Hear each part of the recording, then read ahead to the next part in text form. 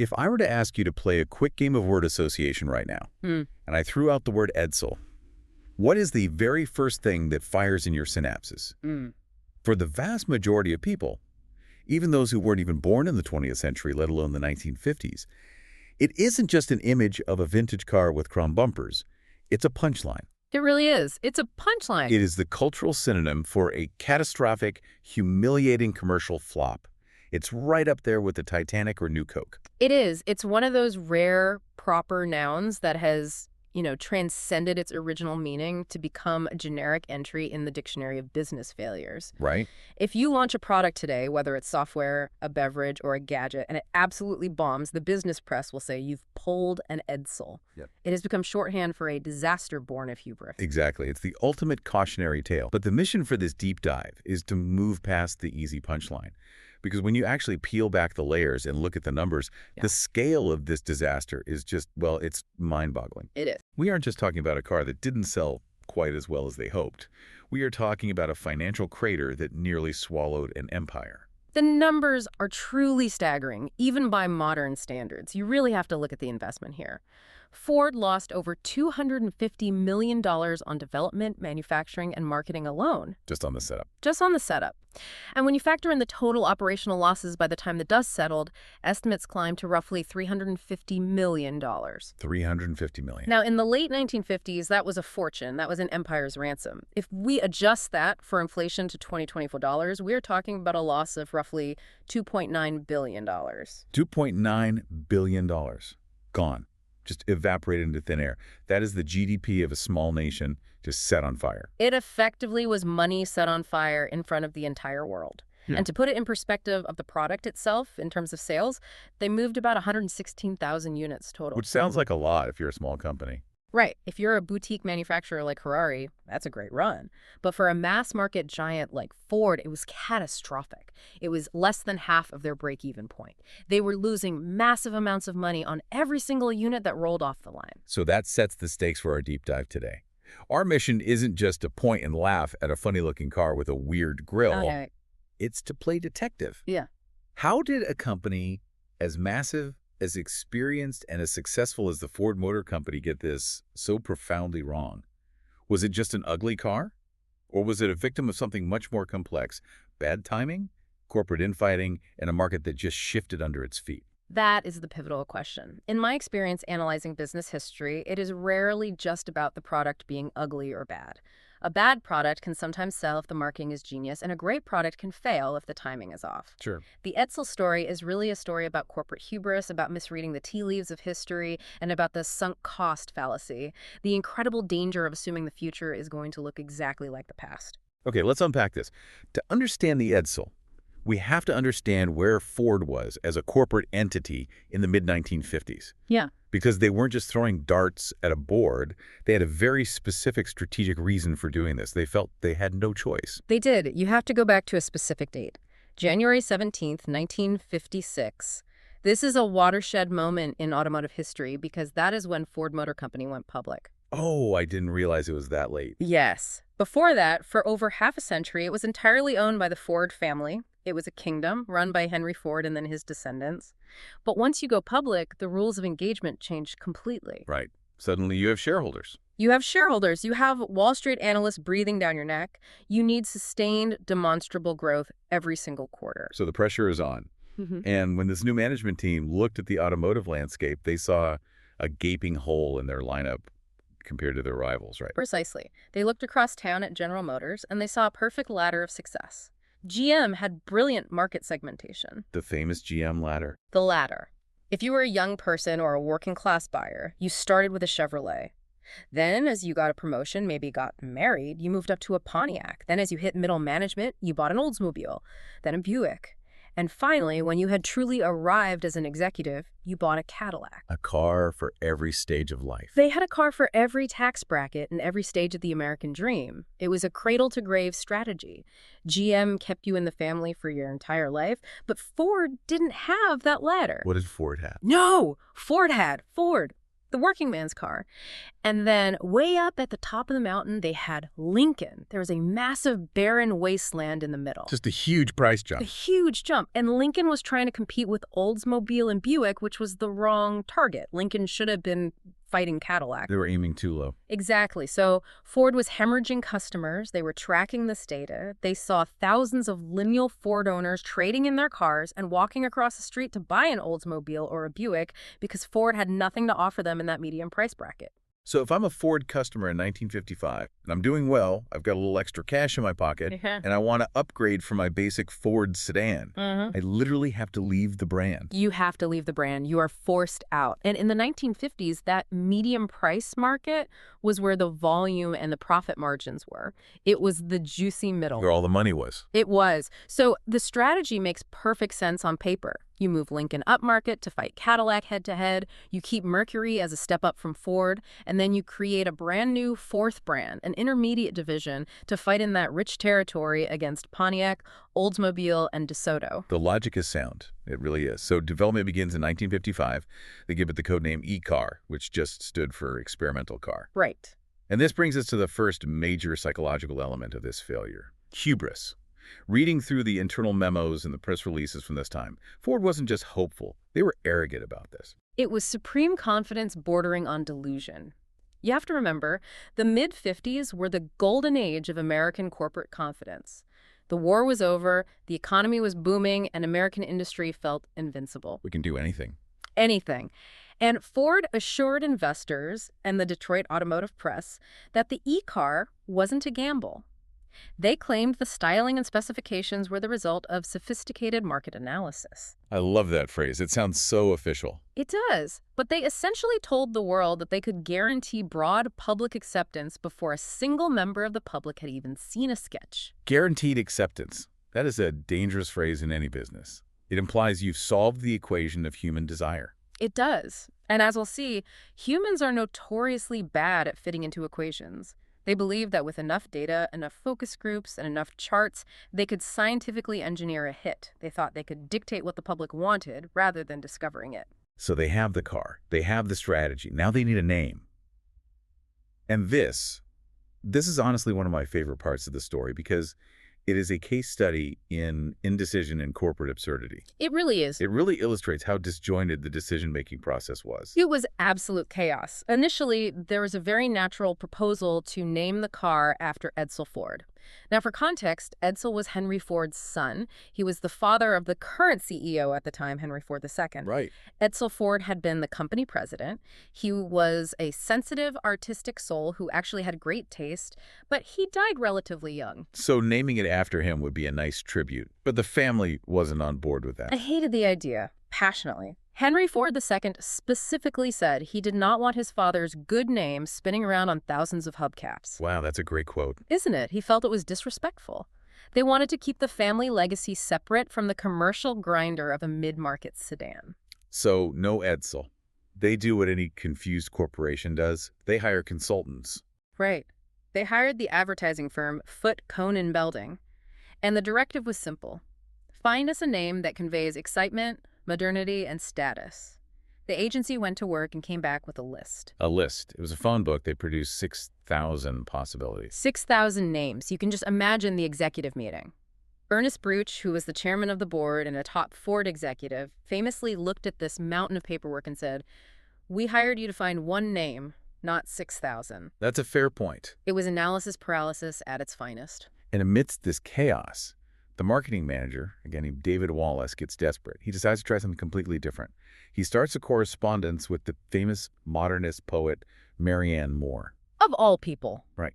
He asks her for creative input, and what she sent back, I mean, you cannot make this stuff up. The Marianne Moore letters are legendary in the advertising world. They are completely unorthodox.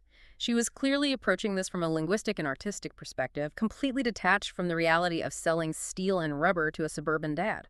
Oh, completely. I have to read some of these because I want you, the listener, to imagine walking into a dealership in 1957, looking at a shiny new car and seeing the badge on the back. Imagine driving a Utopian Turtletop. It paints a picture, doesn't it? Though Yeah. probably not the aerodynamic one they were hoping for. I mean, what even is that?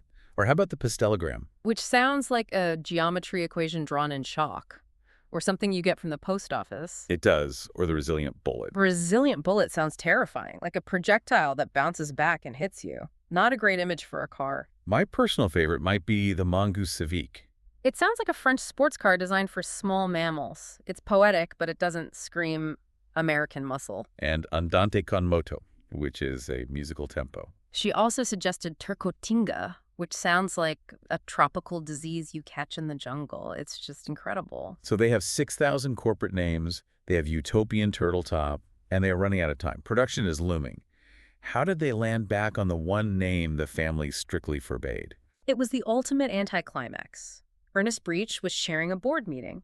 Henry Ford II was actually away at the time, conveniently out of the room. Of course he was. Breech looked at all the options, didn't like any of them, and just decided to call it Edsel, in honor of Edsel Ford.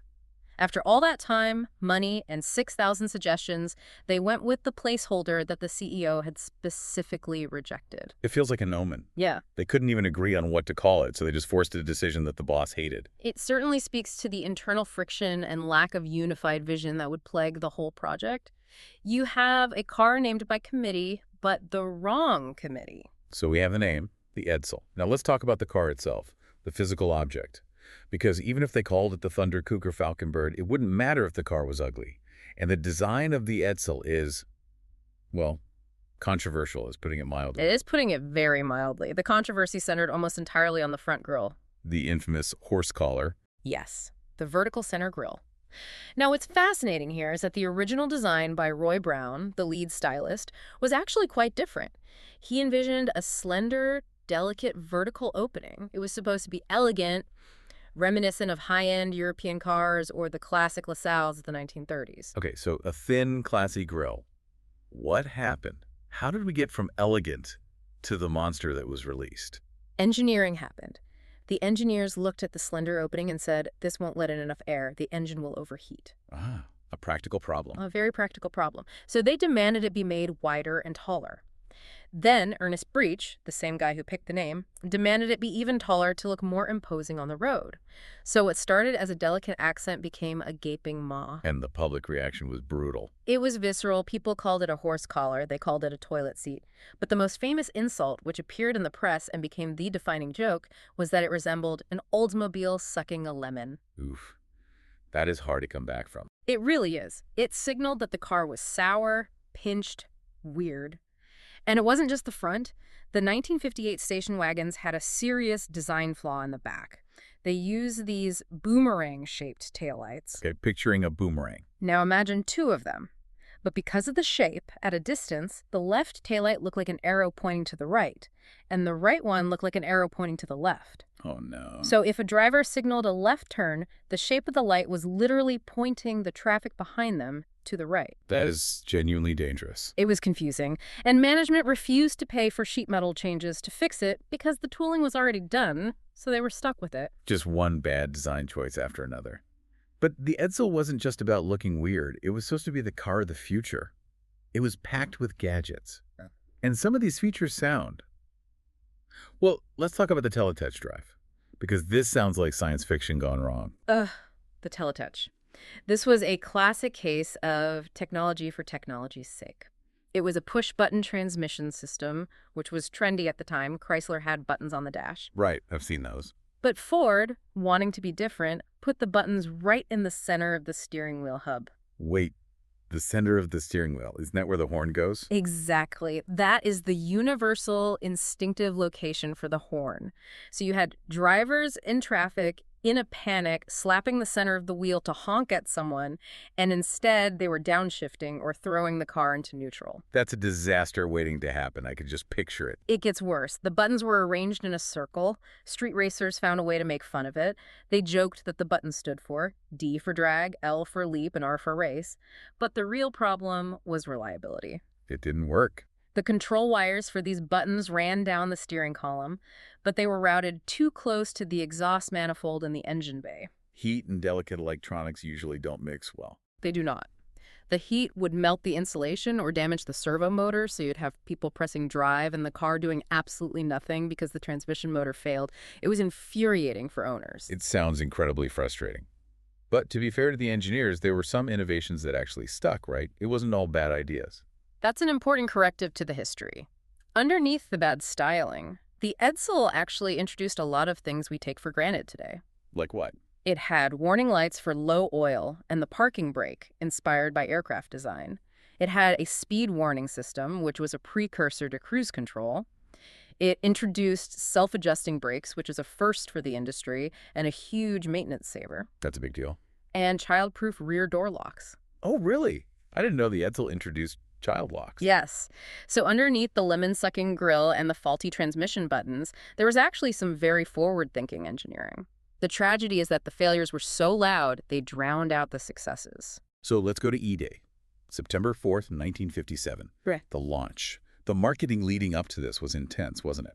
The hype leading up to this was unprecedented. They treated it like a state secret or a new weapon system.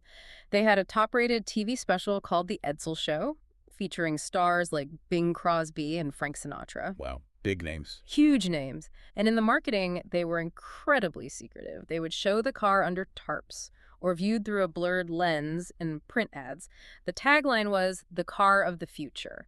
They built up this mystery that what was under the tarp was going to change your life. And then the tarp comes off. And people saw a car that looked a lot like a Ford, but with a weird grille. The balloon popped. Instantly. The letdown was palpable. Consumers were confused. They didn't understand what it was. It was described by some as a reborn LaSalle. Firsthand, the similarities to the existing Ford and Mercury bodies were obvious because it shared the same chassis. It didn't look like a spaceship. It looked like a Ford that was trying too hard. So the launch is a thud, but now we have to get into the why. Why did it fail so hard? Because usually, even a weird car sells a few units. The outline suggests there are three main theories here. Let's start with Theory A. The market moved. This is the aim was right, the target moved theory. And there is a lot of economic truth to this. Remember, planning started in the early 50s. Right. Boom times. The medium price market was exploding. Pontiac, Buick, and Dodge were selling millions of cars. So aiming for that market made sense then. Yes, but cars take years to develop. They do. And by the time the Edsel launched in late 1957, the U.S. economy had hit a sharp recession. The Eisenhower slide of 1957. Bad timing. The worst possible timing. People panicked. They stopped buying big, gas-guzzling, medium-priced cars. And the Edsel was a gas guzzler. It required premium fuel and had terrible mileage. And this is right when the compact car revolution starts, isn't it? Exactly. This is the moment the Volkswagen Beetle starts taking off in America. They were selling 50,000 Beetles a year. People were buying Ramblers from American Motors. The American consumer suddenly wanted efficiency and economy. And Ford just launched a giant, expensive, chrome-covered barge. And it wasn't just Edsel suffering, right? The competition collapsed too. That's the proof that the market had shifted. It wasn't just that people hated the Edsel. Nobody was buying anything in this class. DeSoto sales dropped 50%. Packard, one of the most famous American luxury brands, essentially died during this period. They became the awful Packard bakers. Right. American Motors killed off Nash and Hudson to focus entirely on the compact Rambler. The entire medium price segment evaporated just as Edsel walked through the door. So that's Theory A. The recession killed it.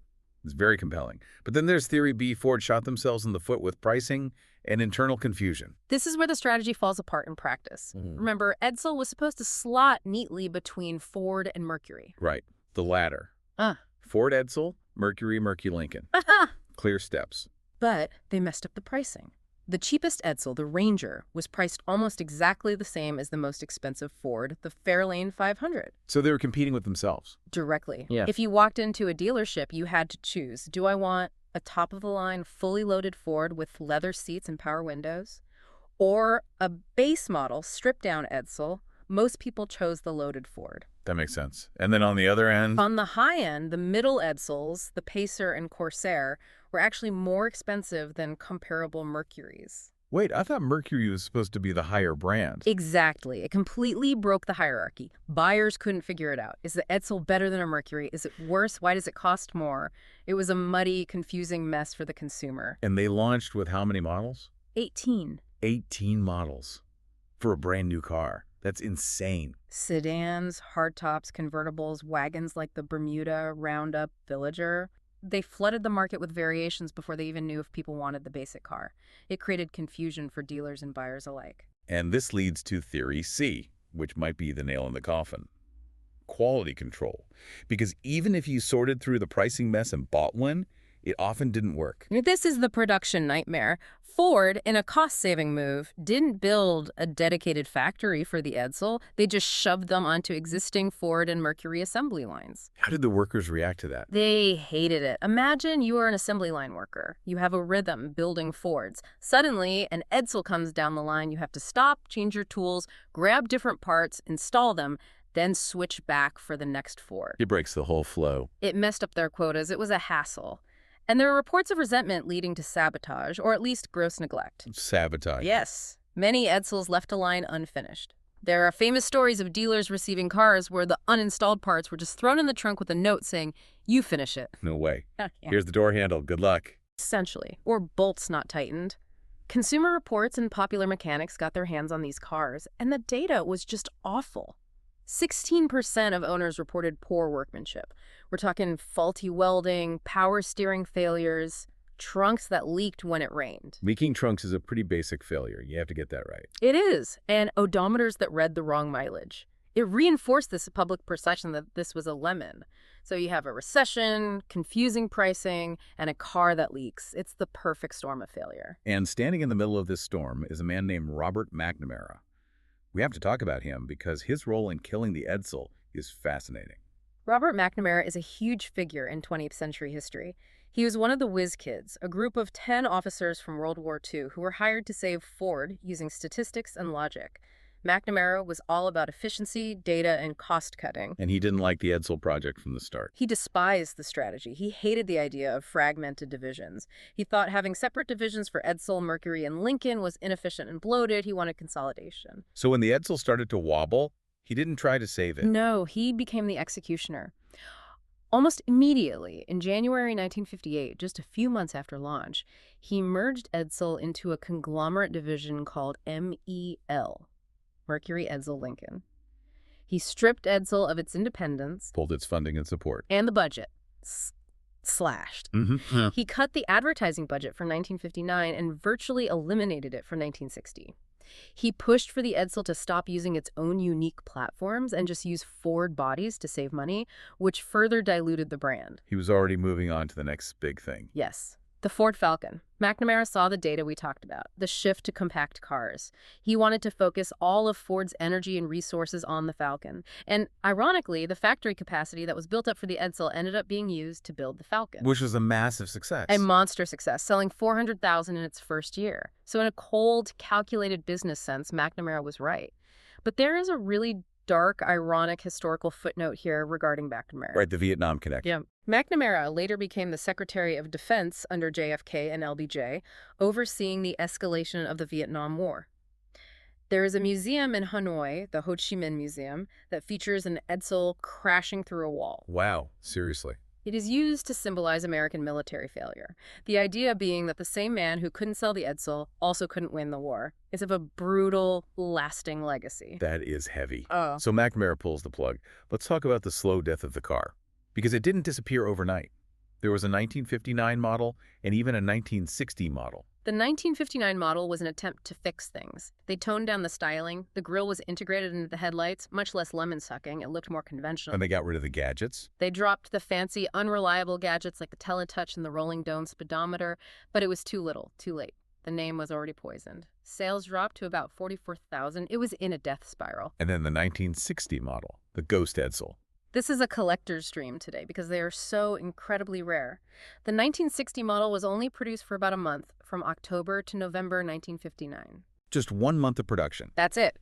Only 2,846 were built. And it didn't even look like an Edsel anymore. Not at all. They abandoned the vertical grille entirely. It looked like a Pontiac split grille. It was basically a Ford with some different trim. It was an Edsel in name only. Yeah. A ghost, like you said. And then, on November 19th, 1959, the announcement comes. It's over. Discontinued. And the reaction in the used car market was instant. The value of a used Edsel plummeted by $400 overnight. That's a huge chunk of value lost for people who had just bought one. And Ford actually had to issue coupons to apologize. They did. If you had bought a 1960 model right before the announcement, they gave you a coupon worth $300 to $400 toward a new Ford product to make up for the loss in resale value. It was a final public humiliation. So $350 million lost, the brand destroyed. Oh, yeah. Here's where it gets really interesting. It wasn't all for nothing. The Edsel actually had a strange afterlife. It did. The DNA of the Edsel survived, which is the great irony. We mentioned the compact car revolution. Well, the Edsel division was actually developing a compact car before they were shut down. And that car became... The Comet, the Mercury Comet. It was originally designed as an Edsel. It even had Edsel-style keys and those elliptical taillights. But when Edsel died, they just slapped a Mercury badge on it, and the Comet was a massive hit. Oh, massive. It sold more in 1 year than all the Edsels combined over its 3-year run. That has to hurt if you were an Edsel designer. Hey, they love my car, they just hate the name. It proves that the engineering wasn't the total problem, it was the branding and the packaging. There was also the Meteor, which was a Mercury model that started life as the 1961 Edsel Ranger. The good ideas survived under different names. And what about the design legacy? We talked about how ugly the grille was, but vertical grills came back. They absolutely did. I mean, look at Pontiac for decades. Look at Jaguar, Alfa Romeo, and look at the modern BMW 4 Series with those massive vertical kidney grills. They got a lot of hate for those, too, initially. They did, but they sold. The vertical grille wasn't inherently a bad design. It was just executed poorly on the Edsel and launched at a time when people wanted wide horizontal cars.